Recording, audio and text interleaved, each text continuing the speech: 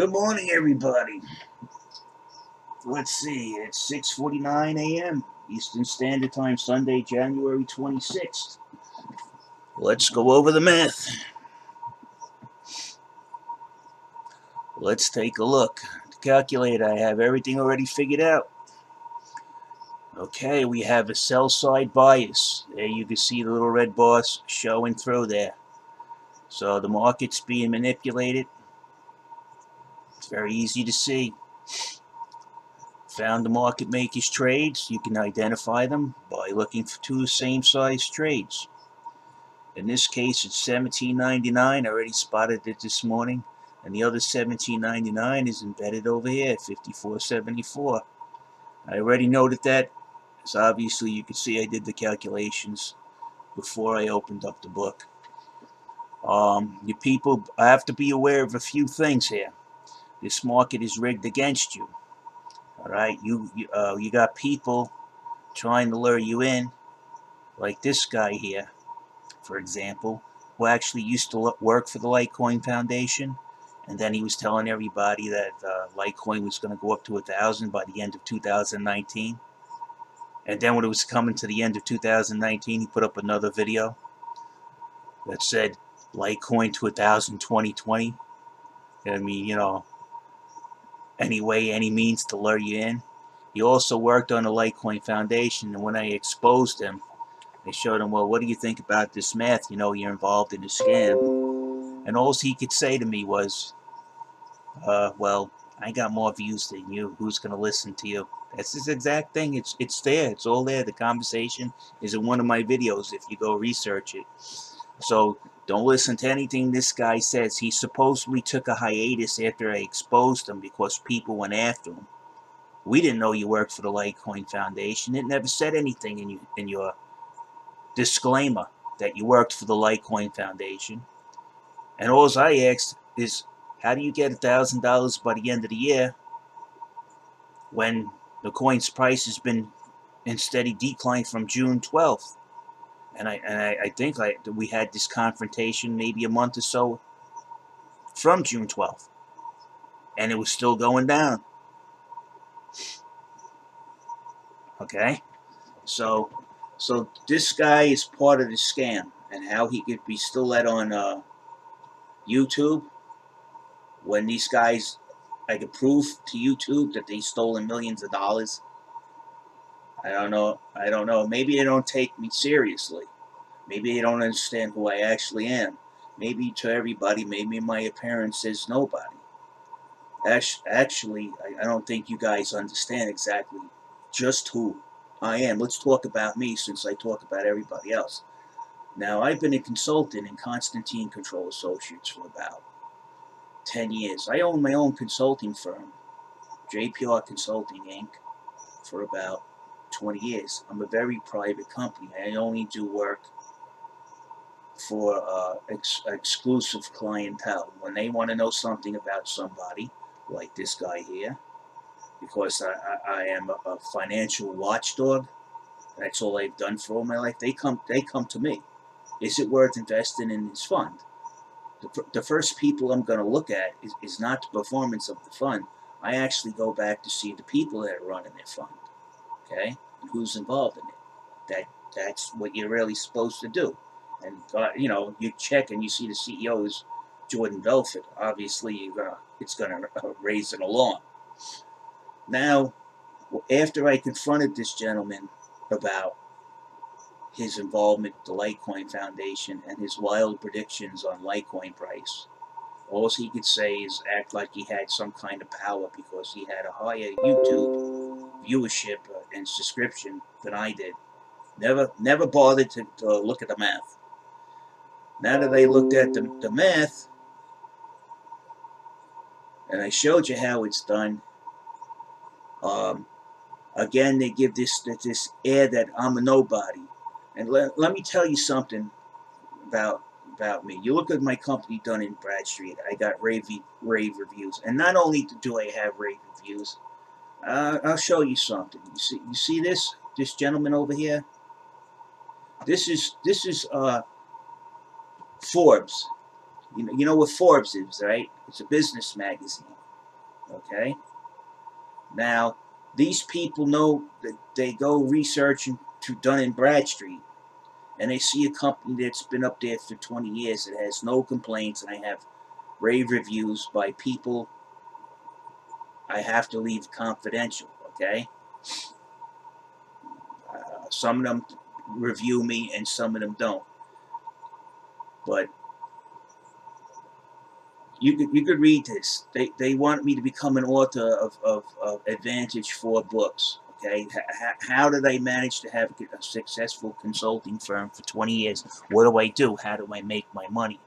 What do I base my speculation on? Why am I successful while others in the same market fold? Because I base everything on pure math and reasoning. And plus I know how to do an investigation. I have an advantage because I have a security background on the people that are running the hedge fund. I actually trained people that now are running the hedge fund.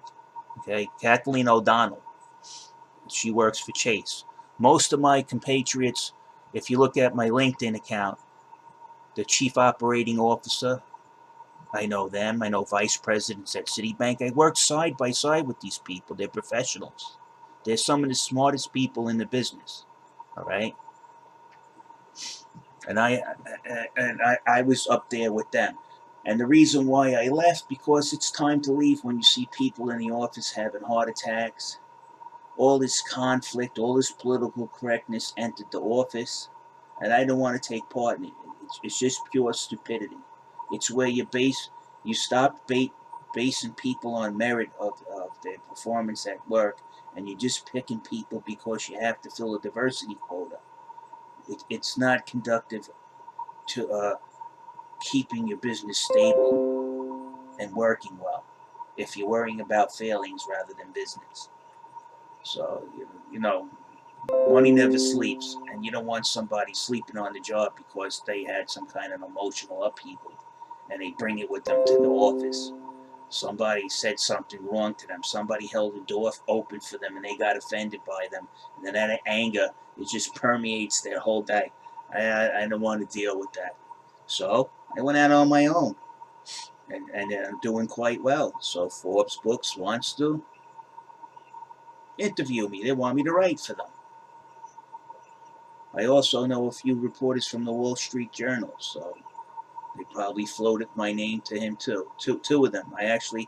I was actually involved in something that's similar to this before, where I knew a trader on the floor of the stock exchange, and we knew those guys were fixing the books, and we knew the market makers were going around the post. So I was talking to the female reporter called Michelle Rama. Now Michelle wanted to do the story, and I referred her to my friend to explain it to her because I thought maybe she was a little naive, and my friend, which will remain nameless, didn't want the editor wanted to put the article in the Wall Street Journal. This was a career maker for this girl, and she got really mad at me because my friend did not want her to use his name in the article because he would be blackballed from the business. That's the type of things that I've done. Now I can't. Well, he should be retired by now. His last name begins with an L. That's all I can say. I'll drop it there because I don't want him mad at me either. He's a good source of information, and I learned a lot from him too. He's in one of my elders when I was growing up. I learned a lot from Stu. I would just sit down and just talk to him, and Stu would just tell me. I learned a lot. I learned a lot from Jimmy and Jack Conti. I learned a lot from Gerald Terrell. He's dead. He's dead, so I guess he won't care, you know, about me mentioning his name. Uh, Dunleavy Inc. I actually worked in there. You know how hard it is for a trader to get work at Dunleavy Inc. You know how hard people my teacher for my Series 7 was like, how'd you get in there? I got recommended from people who knew how I worked. And they were a father and son business. They served exclusively the these little small boutique brokerage houses or trading boutiques, and they would look for top-notch people. These people knew me. They knew how I worked. They knew I was a little bit above average, and they got me in there. Okay. So talking about myself, I don't really do it that much, but that's who I am.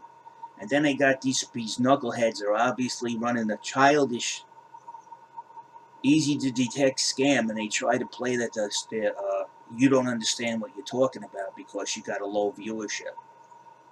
It's utterly ridiculous. Now I don't act professional. You know why? Because I don't have to. When I'm in a professional situation, I am. I'm highly recommended. I'm asked questions. In the meeting, I'll be the person focusing the questions on because I have the answers.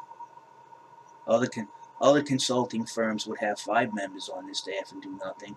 I would come in and I would put it this way. When I worked at Deutsche Bank, there was a meeting, and Kathleen O'Donnell, who's now in charge of a hedge fund, and one of the heads of Deutsche Bank, and they were asking, who's doing this report?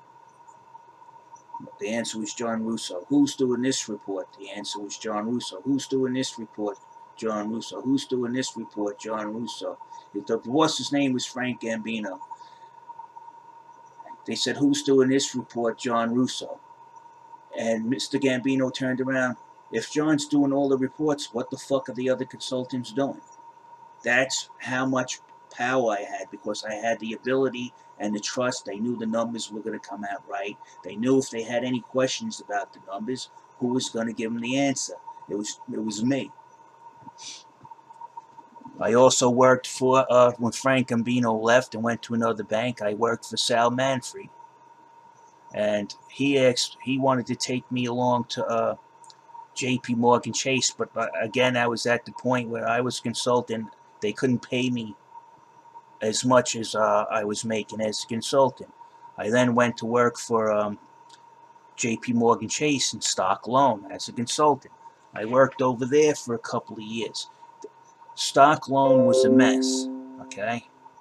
I worked under Sheila Nigel. She didn't have the amount of staff or the required staff with a good financial background to actually help her straighten out the place, so she was overwhelmed. If I was in that position, I would have been overwhelmed too, because she was scrambling for qualified staff. Well, we met, she hired me. I was able to not only take stock loan and put it into a spreadsheet, and I'm talking, and actually the first 6 months I was there, I made the brokers an extra $1 million. They loved me. They wanted to hire me.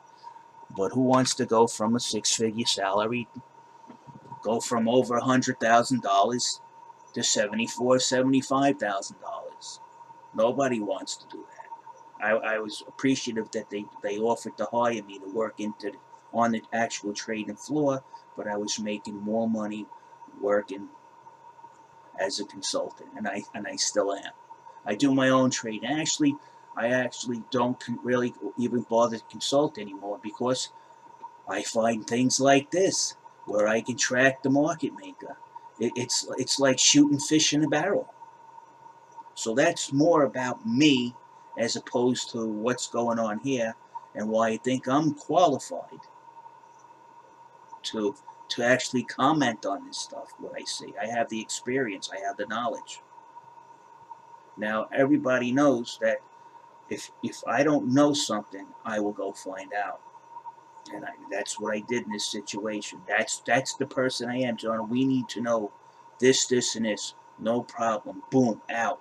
Next week, I'd have a report on their desk, and I'd be in the meeting telling them everything they needed to know. I've been offered to teach at St. John's University. They were going to actually give me tenure, and I would teach finance. Okay, in St. John's University. They asked me about 3 times. I said no. And the reason why I say no, because we all know these colleges will stymie they're flatlining the education system in order to teach political correctness.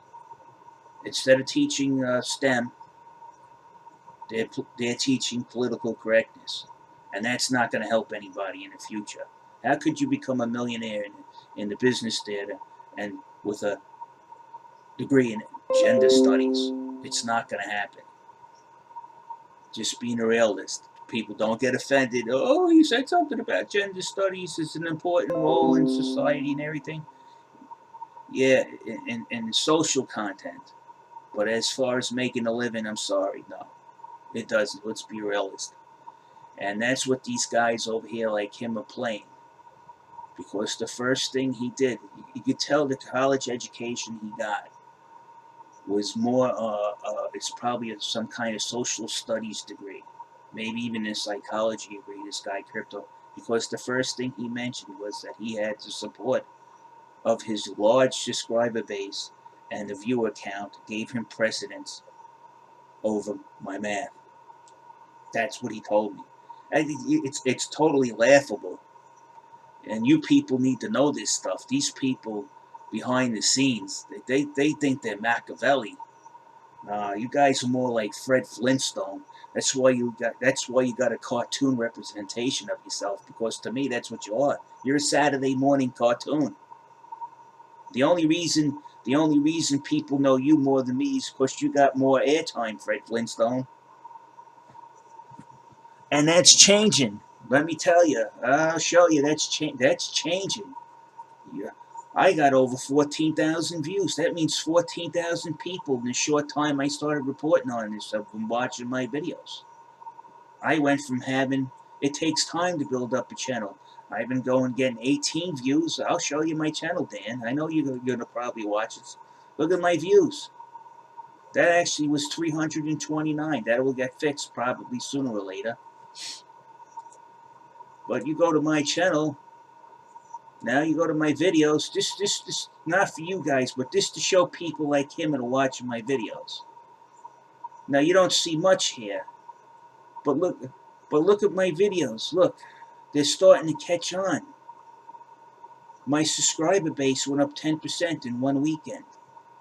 Now, if this keeps happening, what's going to happen, Dan? Now, the reason why I'm up growing, this early, it's growing. Slowly but surely, we're growing. Slowly but surely, I have my first customer. I'm going to train him how to use the math calculations to his advantage. I have my first customer. Once he makes money, which he has already, using my math, because I know he started over here. He's made money. He's pulled profit already. My first customer, he pulled profit from yesterday. The numbers are on my side with these people. Sooner or later, the clock is going to run out for these guys that are pulling these stunts on you guys. Okay? It's going to run out on them. My channel is growing. I'm getting more interaction. This one you'll see here, I did on this game that my daughter plays. I modified it. And a lot of people don't understand how to... A little gentle coding and a little coaching. I got all of these mods to work on this game. It's almost a completely different game. That's what I do. You see this one here? Look. 258 views.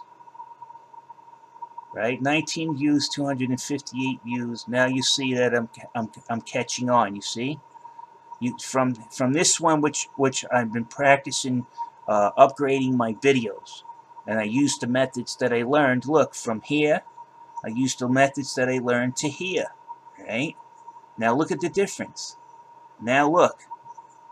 So obviously the methods that I'm using are catching on. These I posted late on a Saturday night. Okay? So these are going to take a little time for the numbers to go up. But you could see, since the end of time, it's starting to go up. They're starting to watch it. It says 2, now it's got 10. Let's see this one. This one, people, I want to show you something. Now this one here, I think a lot of people don't know what this is about. I got a funny feeling when I found out that Charlie Lee used to be a Google engineer. Now, I did not know that, but somebody told me you got to watch out for this guy with YouTube because he used to be Google engineer, so I didn't understand what that meant.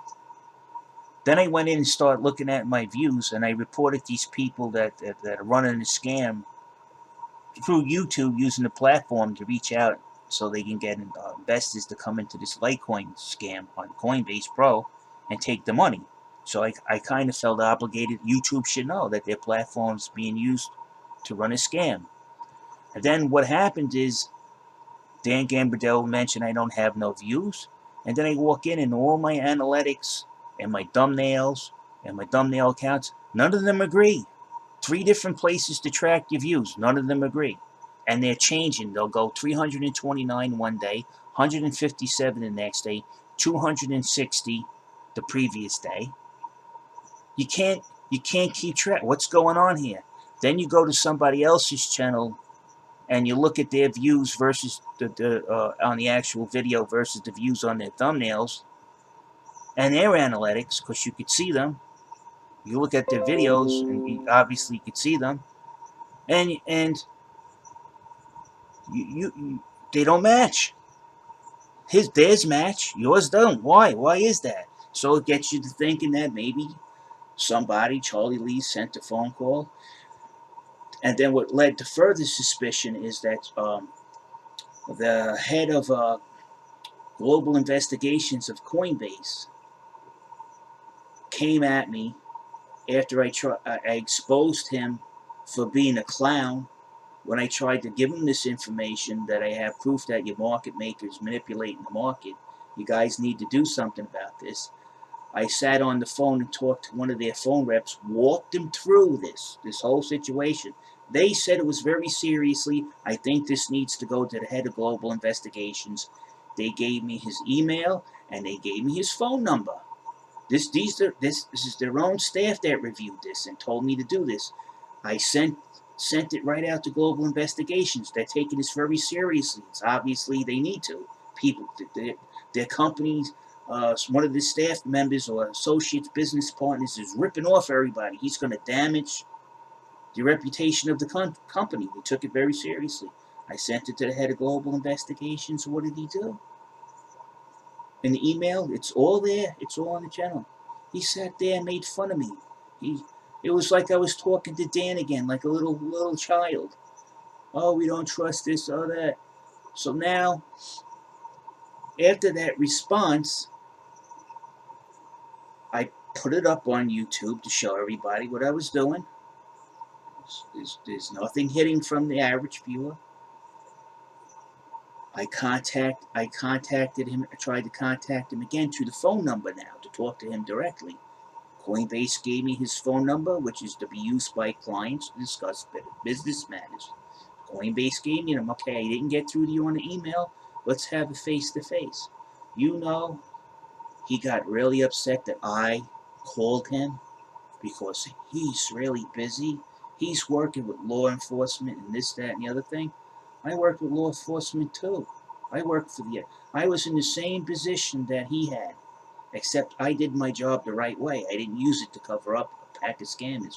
I worked at the FBI, I worked at the SEC, I worked for the legal department of Citibank, I worked with them. So if anything, I'm his counterpart. And what did he do? I'm much too busy to be talking to you, you little small ant, insignificant person. How dare you call me? How dare you put my phone number up there for everybody to see in my name?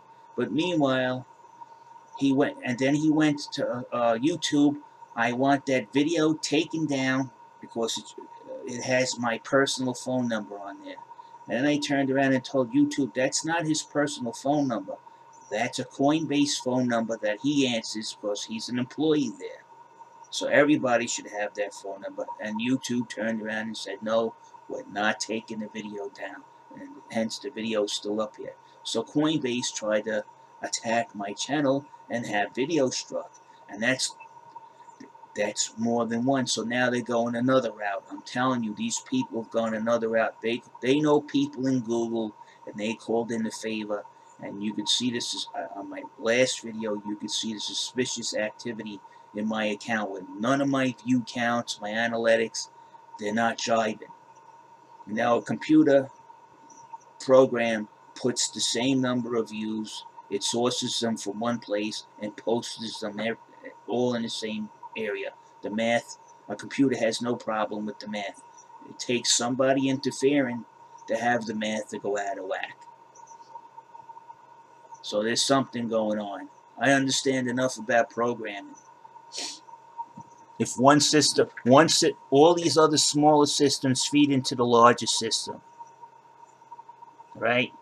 So they isolate the main system from the subsystem. If somebody goes and attacks those subsystems, at least the general data will be intact on the mainframe, not the subsystems. And then they can reboot those subsystems back from the mainframe and correct whatever damage has been done to them. So either YouTube's getting attacked and they're not telling anybody, where their subsystems are getting attacked but their mainframe's still intact, or they're meddling with the counts on behalf of one of their Google engineers former Google engineers request. You know, when you work in those type of businesses, you make friends that you left behind. And 200 million, if you have $200 million, yes, you do have an influence on other people, especially if you're wealthy. They think you're going to give them money if you're not are giving them money. So there you go, people. That's how everything works. Take it from somebody who's been 20 years in the business, okay? My friends are congratulating me on my business surviving in this type of environment for 20 years. And now these people want to interview me. So that's the kind of person you're dealing with. Sometimes it might not seem that way because that's really not me. But you have to realize, when you're in business, you have your personal face in front of your clients, and you have that character you created. Okay? The character you created. My character is my work. Okay? Pretty much what you see here is what you're going to see in the office. A lot of people I don't socialize with. You ask me for a report, here's your report, I gotta go. I gotta move on to the next project. I have really no time to socialize. Not that I'm being rude or I think I'm better than everybody else, but if I don't move my ass, my work doesn't get done. Alright, people. Talk to you later. Have a good day. And watch out for these guys. Watch out for them.